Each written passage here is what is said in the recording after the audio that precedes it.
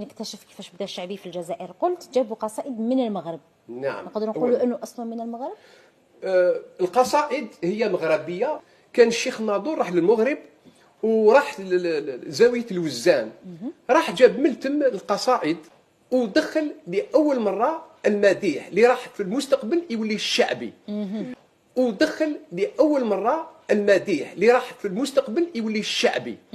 كي جا الشيخ ناظور دخل للجزائر بهذه القصايد. الشيخ ناظور تعب باش يعطي طبع خاص لهذا الفن، لان شاف الشيخ ناظور والشيخ العنقا فهموا باللي الطبع الجزائري ما يشبه لا الاسبانيول الاندلس ولا المغاربه.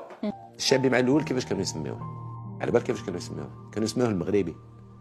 علاش كانوا يسميوه المغربي؟ باسكو سيتي القصايد من المغرب، باسكو القصايد كاع من المغرب يادابتيو اللونجاج تاع المروك على فاسون الجيرواز. دونك كاين دي مو يتبدلوا، كاين دي برونونسياسيون يتبدلوا، مي الكلام بقى شعر ملحون مغربي.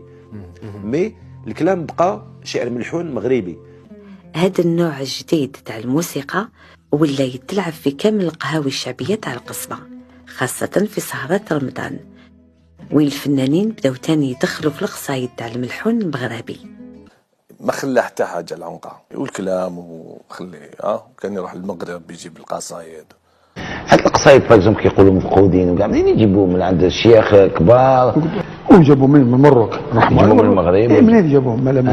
جابوهم من البيار، من بلاكنون. اوكي